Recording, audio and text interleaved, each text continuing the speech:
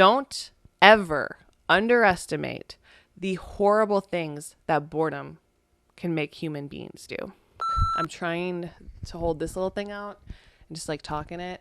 This is my little microphone for my camera so that you guys think that I have better sound and you like me more, because I'm worried about that. So that's what's been going on with this.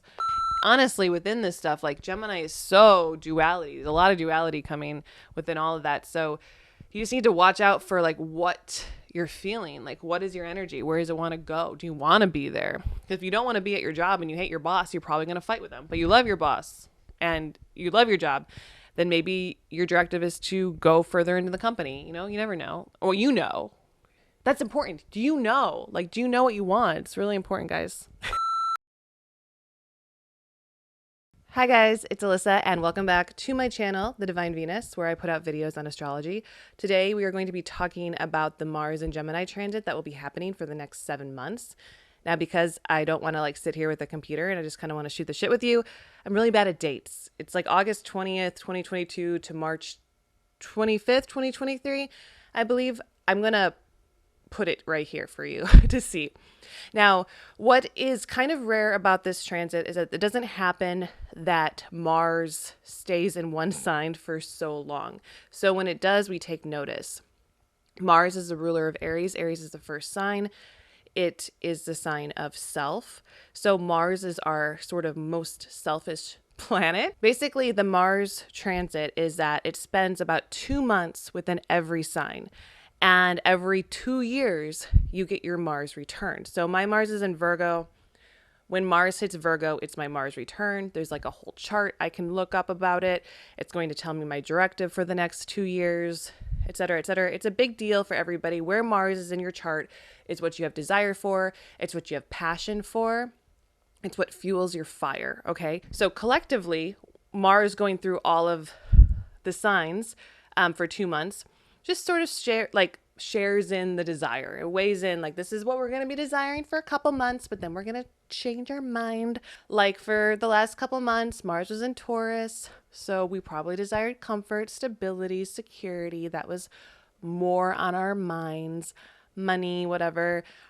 Before that, Mars was in Aries. So we were about ourselves.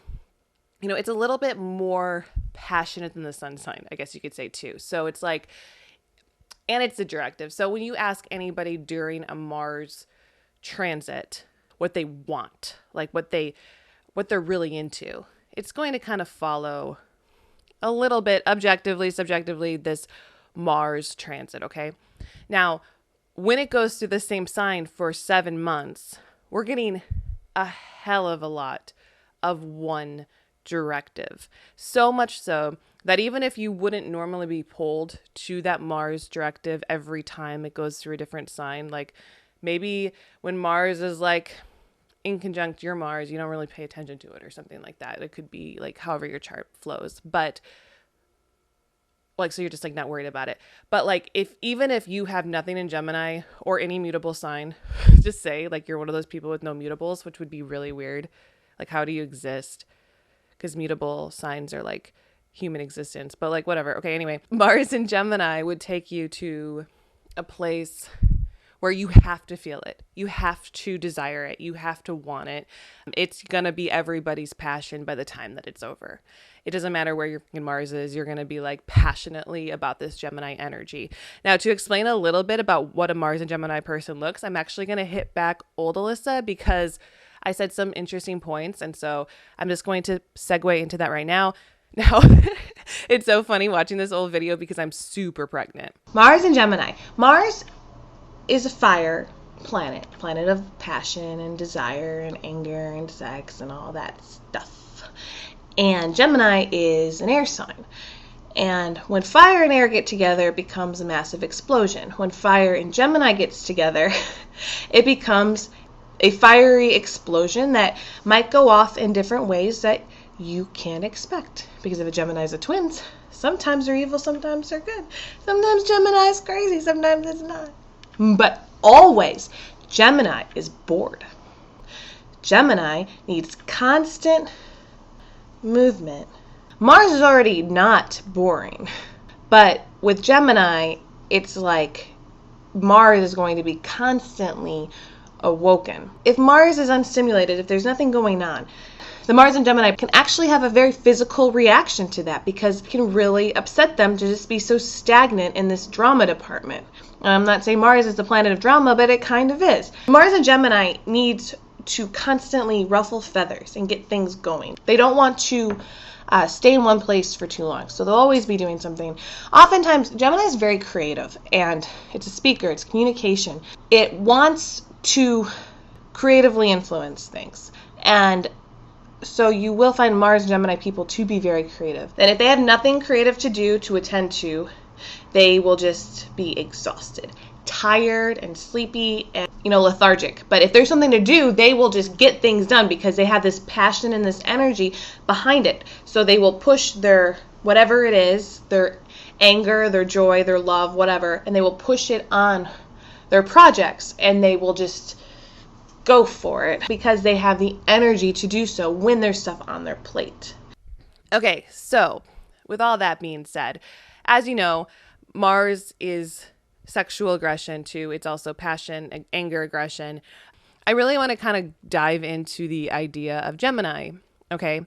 And the fact that it is the twins, it's about the choice. Gemini actually rules the Lover's card in tarot. So Gemini itself is like the masculine, feminine, black and white in your head. This like love between two pieces that don't fully match, but they mirror and they connect perfectly when you can balance them out.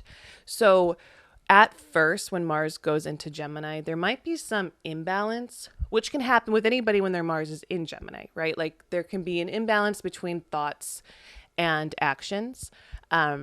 Mars wants to go forward, but Gemini kind of is like, well, first you have to make the choice. So I feel like Mars and Gemini people on their own are consistently making choices or avoiding choices altogether, which is still a choice, right? It's kind of like a non-action is still an action. Not messaging somebody is still a response to their message, right? It's like there's still something there even when you don't do it. And that's really a very strong Mars and Gemini action, is that there's still something happening even if there's not anything happening. And a lot of it too could be like, you could look at someone with Mars and Gemini and their mind is consistently rolling through things, ideas, situations, whatever it might be, planning, goal setting, etc., even if they're standing there. I mean, that's sort of a human nature, but you imagine that to a Mars and Gemini person is an action, that standing there, that doing nothing but letting their mind try to figure out which is the best way forward. And so what we could surmise from this is that when Mars is in Gemini, for everybody, we're going to be hitting this position of like, let's plan this out. Let's set all of the goals. Let's work through this. The issue is sometimes with Gemini is that what we desire is logical, but sometimes what we believe to be logical isn't it. Does that make sense? Logically, you could be pretty up in your head, right? Especially during this transit. We know, raise your hand if you know someone up in their head, right? Raise your hand if it's you. Who knows what logic really is? And it's up to the Mars to sort of show you what logic is to you, show you what you desire logically. And usually it's somebody's mind or an idea. Because Mars also rules sex. Yeah, for a Mars and Gemini energy or person, sex is fun, right? You could talk about like, oh, they like to talk during sex. They like to use their hands. Like that's Mars and Gemini, because Gemini's their hands, all that. But what, they might not say is that sometimes what's sexually stimulating for Mars and Gemini is to penetrate somebody's mind. They want to be surprised. They want to be excited. They want to experience fear. They want all those things. And so when they can find somebody's mind who is like more than one thing, they're super interested in it. And someone who can talk and share ideas, even if they don't agree with them, they're interested in that. And that's something that a Mars and Gemini person will desire, even if it doesn't make logical sense within their life. Even if they look at their life and they're like, well, I come from this background or have this family, so I need to be desiring somebody who also comes from this background and has this, and we share these ideas and all that. That makes sense logically, but does it? Because their Mars is telling them what makes more sense to them logically in their own personal brain, not in the collective brain. And you can look at that as the black and white or the love and fear versus the Gemini twins. One of them is afraid because what is fear except the idea that you can be punished by something, usually punishment by an authority figure. An authority figure is what is over multiple people, not just you, correct? Like it could be a father figure or a policeman or a president or a pope or whatever it could be. That's what fear comes from. It's logically, it might feel better to serve that so that you don't have to be afraid of, the iron fist coming down on you. However, Mars knows what it desires. So there's always going to be that split where it goes after that idea, that thing, that person, that magnetic energy that is consistently keeping you on your toes. That's what the Mars and Gemini really likes. The storm, I guess you could say. But the storm that is mentally stimulating, right? The storm that makes you have to think, like, what am I going to do next? Because also Mars and Gemini is really good at problem solving because it has directive and it thinks about things. So like I said, it's standing here, non-action, trying to set a goal, a plan, make some form of idea. And then once it does, it executes it. But with every idea, with every plan, things are going to go wrong. And you can't plan for everything because sometimes you just don't know. You don't know other people's actions or reactions to your actions. You can't account for all of that. You can't account for rain. You can't account for these things. So you eventually just have to go for it. And then as each problem arises, you problem solve. You solve the problem. Problem solve the problem. So you just kind of have to consistently be using your head, right? Always be using your mind. But to Mars and Gemini energy, that is what it wants you to be doing. Now that's exhausting, right? Because it wants to be in their head all that often. And I believe that this is going to cause insomnia, which to me, honestly, because I have Mars in Virgo and it's square Uranus and Chiron in Gemini and Sagittarius. So like I have this like overactive brain and I'm always in insomnia. So like to me, I'm like, isn't everybody an insomniac? I feel like probably everybody is. I don't know. Leave me a comment. Tell me if you can sleep good. I've personally been trying to go to sleep earlier and it's impossible. It is literally like 2:30 in the morning. I've been trying to set up this video for like ever. I'm like, well, I could try to sleep for the next 5 hours or I could just do the video. You know what I'm saying? Mars and Gemini can make people's brains like overactive. So that might be something that happens if it's not normal for you, or if it is normal for you, you might just sort of vibe with it, or it could get worse for a little while before it gets better. Just make sure you're paying attention to your health, like you don't want to go too hard, too fast mentally, because you will break down. Your body can't really fully keep up with your mind sometimes. You think about this too, like you want to say something, you're thinking about something, you try to say it out of your mouth and it comes out like garbage. Or like you're trying to type and you can't type as fast as your brain is working. That's because our body is sometimes unable to keep up with our head. And just be aware. Now, one thing that I find to be interesting about Mars and Gemini energy is that it gets really irritated. And okay, don't get me wrong, because sometimes I'll start talking about a certain planet. And if you have this planet, if you're a Mars and Gemini person, I don't want you to think that I'm coming for you at all if I say anything negative, because I feel as though Mars and Gemini is a very hard Mars placement to have. It's not necessarily the debilitated or fallen Mars at all, but it's like aggressively in your mind. That on its own can cause a lot of anxiety, right? About doing things right, being a perfectionist, all those things, performing correctly, not fucking it up. And that's already hard enough. But something that I do know and I have to account for is how and what makes Mars and Gemini energy angry. Uh, but I also want you to know that I'm like really into it. Okay. There was this one guy that I thought he was amazing, and he had Mars and Gemini, and I saw his Mars and Gemini come out a lot. Now I didn't know what it was at the time, but he would have two forms of irritation, and I call them irritation because I never fully saw him yell. It was more like Gemini is wordsmith, it's like I'm going to kind of cut you down. I'm not going to be a hothead about it. But I am going to make you feel stupid if you are stupid, right? Like that's Mars and Gemini energy. I know that there's two different forms that Mars and Gemini energy happened. One of them was, I think you can split up these things like twins. He had people in his life that he considered incompetent or stupid. And he had people in his life that he entrusted and he felt were competent enough, or at least for what he had them doing, right? And so if somebody he felt was incompetent did something stupid, he understood that it was going to happen.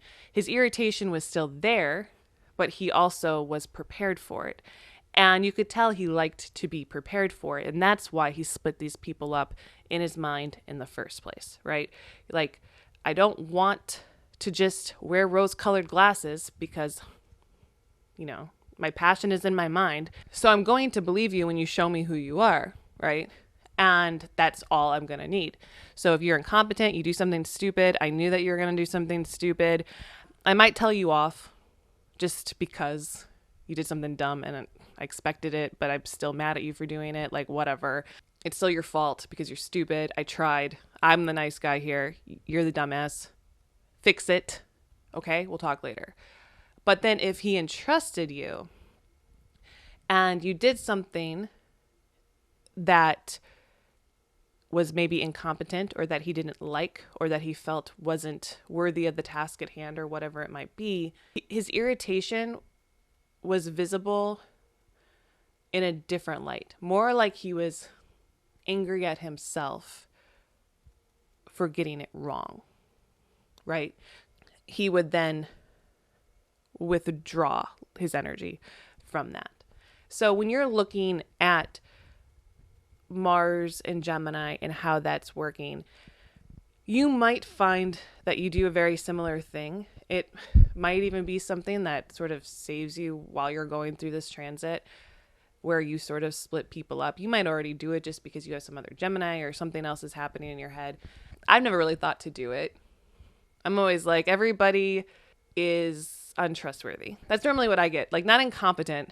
I'm just like, everybody's untrustworthy and wants to destroy me and kill me. But like, I don't really think about people's brains as much. But I think that you're going to be more interested in people's minds this transit. Like, are they capable? Are they competent? Can you entrust them with your life, your money, your energy, your time, your love, like your desire? And that's where we're getting that Mars desire. Is this person worthy of your desire or of your direction, right? Are you directing them? Because if you are capable of knowing that, hey, you know what? I don't really think you're that competent, but I'm going to offer you this task. I'm going to have a backup plan. Then that's fine. And you might feel like you're more prepared for whatever comes your way. If you do trust somebody and you do believe that this person has your back, then you would also trust that that person is not doing anything to irritate you on purpose.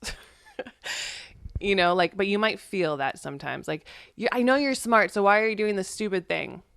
You might feel that way. And that could lead to a lot of fights. You know what I'm saying? And that could be something that happens within this energy.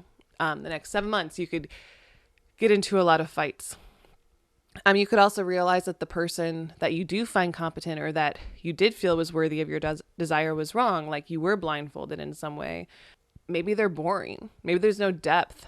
Maybe they're just not interesting. Like, because maybe we can take that competence, which is a Gemini trait, into interest, boredom, all of that, which are Gemini traits. So it's like, what is intelligence to you? Is it fun? Is it exciting? Does it make your brain go all different places? Does it also allow you to shut off your brain at times too? Or like, is this person that you're with or this activity that you think you're enjoying, is your brain always shut off around it? Or are you actually like enjoying it? Those are all things that you'll want to pay attention to. And let's say that you're like in a marriage and you're not being intellectually stimulated and you feel like you try to penetrate something, mentally penetrate. So like, everybody can do that. And you get to the bottom of it and you're like, damn, there's nothing here. You're kind of stupid, right? Or like you're boring, whatever it might be. Who's to say that you don't find someone who is less boring, right? And you want to be around that person. Then all of a sudden, maybe you're passionately cheating on somebody. Maybe you're not even, I don't know why, like I'm thinking of that Liz Phair song. We haven't fucked yet, but my head's spinning. It's like that. It's like maybe that happens because you're looking for something that is going to stimulate your mind because what you have around you is not anymore. It's failing to work. And usually during that Mars and Gemini transit, it's because it's showing you the truth, right? It's taking out the blinders. When Mars is in Pisces, there's a lot of blinders. Mars was in Pisces a few months ago, and things are really hazy and confusing.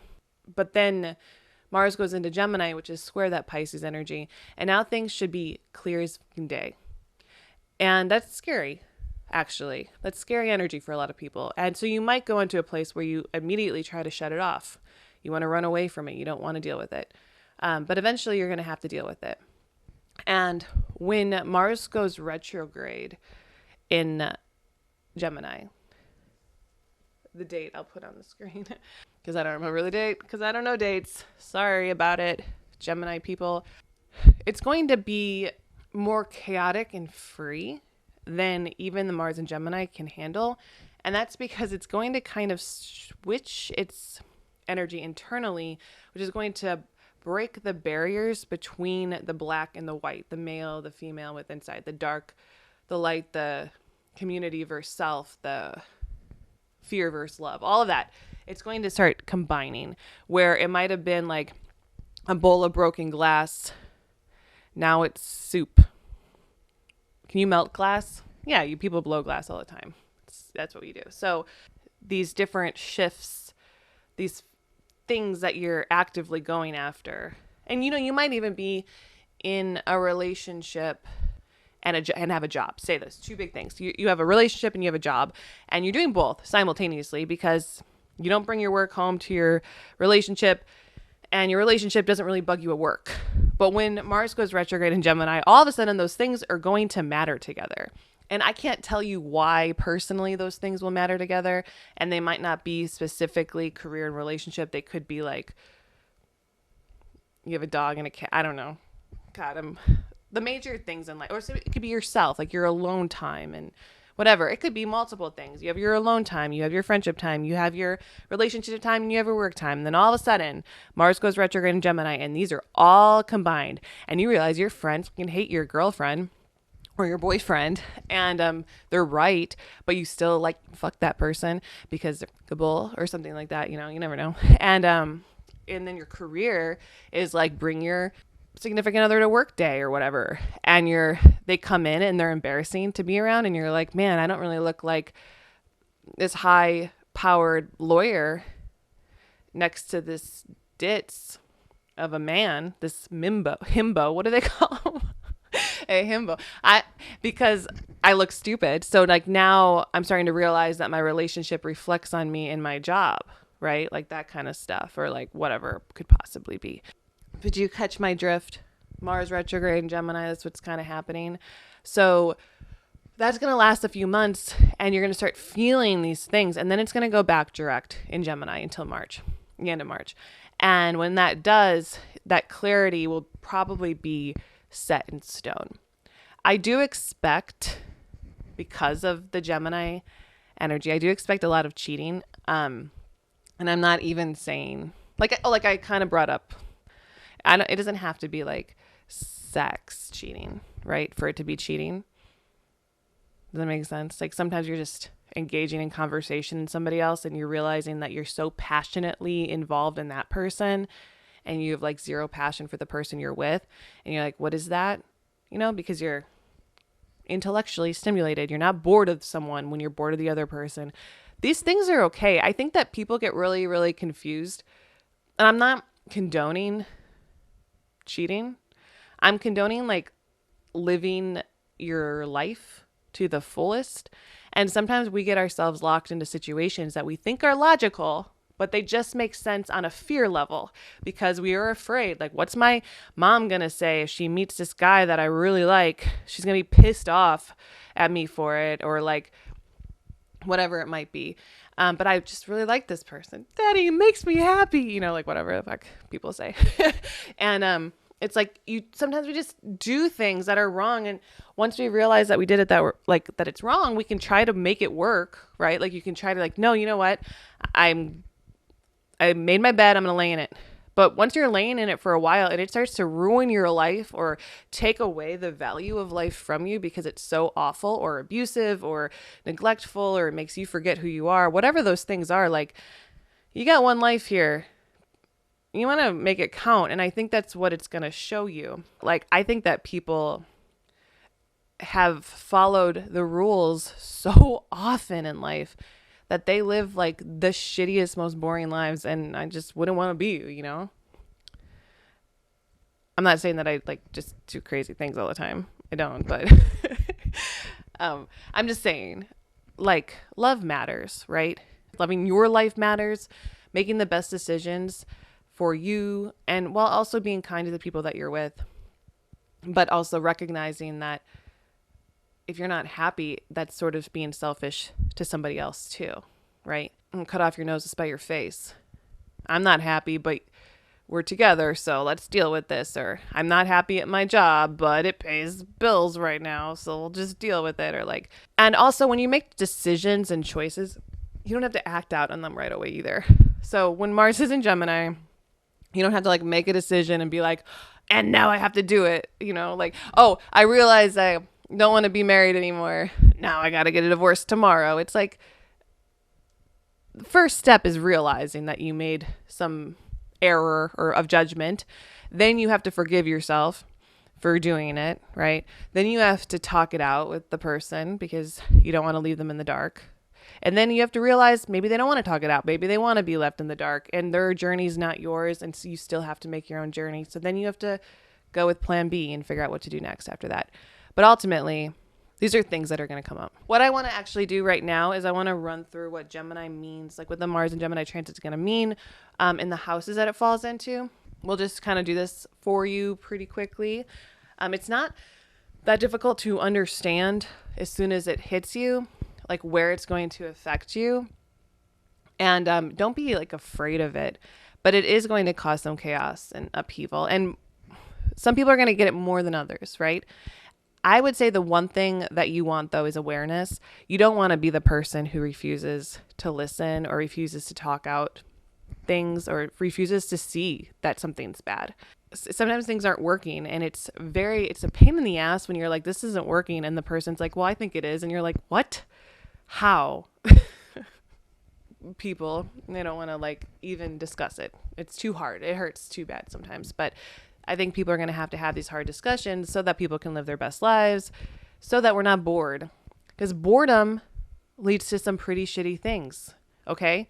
Don't ever underestimate the horrible things that boredom can make human beings do. Mars and Gemini knows about that. When Mars hits you in your chart, it is aggressively adding that energy. When I had Mars in Libra and it was hitting my sun, I was really forcing me to get off my ass into work. And I worked a lot. So know about that. If it's hitting a certain planet, it's making that planet a directive for you. Like, this is your directive. This is what you got to do. This is what is important. So you can look into that, like Mars on your sun is going to make you want to shine your light brighter. Mars on your moon could be an emotional time for you, or it could have you making emotional decisions. But then it's like Mars in Gemini. So if you already have your moon in Gemini, then you wouldn't be making that emotional decisions. It was just probably causing you to look into your emotions, if that makes sense. Because your emotions are more logical, but maybe you've been illogical about them. You know what I'm saying? So there's that. And then like Mars and your Mercury, that's going to be extra stimulating for you, like a lot of mental energy. I would say insomnia for sure. Mars and your Venus, this is where passion and desire meets, like, this physical beauty. So you could have a lot of people attracted to you at this time if Mars is on your Venus. A lot of people very interested in you. If Mars is on your Mars, it's your Mars return. So that's a huge deal to have your Mars return during this time. You're going to be experiencing a lot of changes, a lot of shifts. Your future is going to look very, very different after this. This is really, really affecting you because when you go through your Mars return, it happens every 2 years, but doesn't normally happen this long. So there's a lot of changes that need to happen within your life is what this is saying. And so you really do have to look at, like, is your directive correct? Have you made the most logical decisions? Big deal here. If Mars goes over what's next? Jupiter. If Mars is over your Jupiter, well, it's hitting your area of expansion, meaning it could be pretty lucky. There could be a lucky transit. Sometimes it could just be faith-based. You might go through some sort of spiritual awakening. You might even be able to bring your spiritual energy down into something that you can actually take care of. Jupiter transits are hit or miss within that luck because you have literally no control over it. So you might feel like your whole entire life is changing or expanding in ways you have no control over, which can happen a lot with Mars and the Jupiter. Now, if Mars is on your Saturn, this is kind of a butt heads type of energy. So I would say that people with Saturn in Gemini right now, which that's a lot of people born in like 2001, 2002, maybe 2000 to 2003. I'm guessing, I forget. Those people will be having a very it could be a big crisis within like what career you want to go to, right? Like you're 21, 22, changing in career, making a new life for yourself. However, this is going to cause real upheaval, real movement in your life. And it's going to take time. It's going to be a slow moving thing for you as opposed to a lot quicker within if, Mars is on your Mercury or your Sun. Now, if Mars is on your Uranus, no, Mars won't be on your Uranus. Oh yeah. So now if Mars is going through the houses, Mars in your first house is a lot about you. You could be changing a lot of yourself, changing your ideas of self around. I think it's going to be really good for Gemini risings. Same with Gemini suns, Gemini moons, because of all the extra, all eyes on you. All eyes on me in the center of the ring, just like a circus. When I quack that whip, everybody gonna trip just like a circus. They say they're watching me, calling me, baby, what you... I forgot the words at the end there. Just like a circus. So that's something, how you're going to have the attention on you, how that's going to change the way you look at yourself even, and what you can do to clean up your act and to clear your vision for the future. Now, Mars in the second house, if you have Gemini in the second, that's a lot about your money, also your value, the value you hold, that you feel like you hold, and really identifying with that and actually realizing that, okay, this can happen. Whenever Mars goes into Taurus, which is my second house, I run out of money. And it's so fucking weird that it happens. I just get no money. And I'm like, how am I have no money? Mars and Gemini, if it's in your second house, it can happen. And that's because you're really meant to find the value within yourself and maybe not the value outside of yourself. Be wary of that. I think don't spend too much unless you feel called to. Don't freak out too much if you have less money than normal or whatever might happen. Some people might find that they gain more money. Whatever it is, there's a directive, something aggressively against your area of money. As in the third house, is a lot of mental stimulation. You could be traveling a lot on short little trips because it's short trips. You might be getting into a fight with your siblings because that's in the third house. You could be out a lot more, like just about having fun. Maybe drinking too much or not sleeping could happen. Studying, going to school, really working to open up that mind a little bit in a fun way. Now, if Mars is in the 4th house, there could be like a lot of issues within your family, family drama, changes within your house, like where you live. You could move. Yeah. Sorry, like, this is me being like, wait, Mars and Gemini is going in my 3rd and my 4th house and starting to think about my own life. Now, when Mars goes into the 5th house, that can be a lot of creative execution, but you might even feel like there's a lot of pressure on you to perform creatively. I do see that you could, like, a new romance could come in. You could be having a lot of sex because that's the 5th house. It's like sex and romance and fun, enjoyment in that area of life. But it could also be maybe unwanted advances as well. Now, if Mars is in the 6th house, you could feel like you have a lot of pressure on you at work, to achieve, maybe like running a lot of errands, just doing a lot of day-to-day stuff. You could be exhausted. Make sure you get some sleep. Mars in the 7th house, there could be like a divorce because that's a lot of anger and tension within relationships. If it's not that, there could be just a separation or just a fighting in general, or like not wanting to fight, but like knowing you have to, that could exist as well. Now, if Mars in the 8th house, that could be some dark secrets being exposed, maybe some extra gossip coming your way. You could be getting money, like I said, with the 2nd house, could like be taking your money. You could be getting a lot more money, or maybe feeling like you have to invest. The tax man could come for you, so be careful of that. Now, if Mars is in your 9th house, this could be like expansive travel. Also, like learning some brand new truths and learning that these truths aren't going to kill you. It's a huge test of faith could be happening where you realize that you might not have everything that you thought, but you're willing to now kind of see it as it is and not how you want it to be. Mars in the 10th house can be really good for your career. It can also be, you can get fired. Like you could get into an argument with your boss and get fired. There could be a lot of that, but there could also just be a lot of passion towards your job, right? Like the passion and the energy is coming towards you, so you could get a promotion. Honestly, within this stuff, like Gemini is so duality. There's a lot of duality coming within all of that. So you just need to watch out for like what you're feeling. Like, what is your energy? Where does it want to go? Do you want to be there? If you don't want to be at your job and you hate your boss, you're probably going to fight with them. But you love your boss and you love your job, then maybe your directive is to go further into the company. You know, you never know. Or you know. That's important. Do you know? Like, do you know what you want? It's really important, guys. And then the 11th house is about community, networking, acquaintances, and all that stuff. So, like, meeting people. You could Gemini. The 11th could be meeting people, going after certain things, having a fun time, enjoying going out too much. That's what I keep thinking. But it could also be like networking.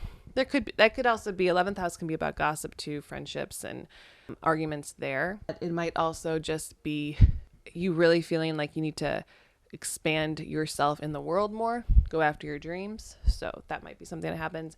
And then if Mars is in your 12th house, that's the house of your undoing. It's unconscious, unconditional love, also unconditional fear.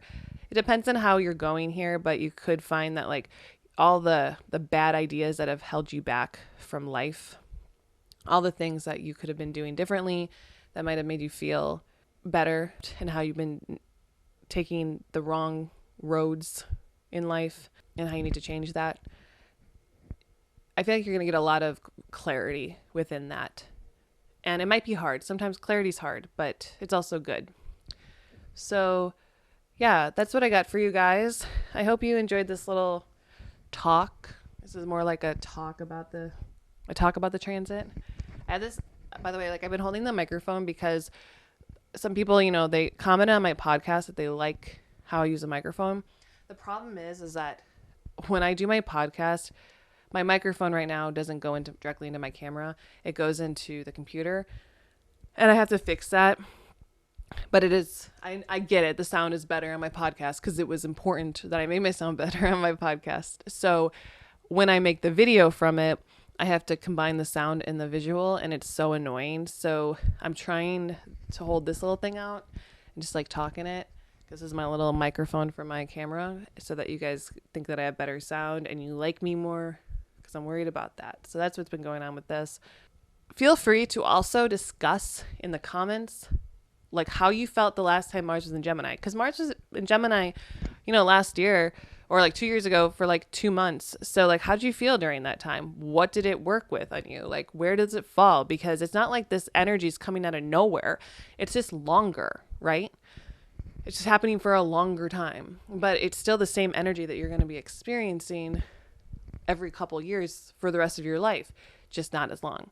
So when it's happening, the retrogrades, all of that, they're all going to be a lot of upheaval, change, chaos, and getting us out of boredom and stagnant lives. And I think that's really beautiful. Okay, thank you guys so much for listening, and I will talk to you later.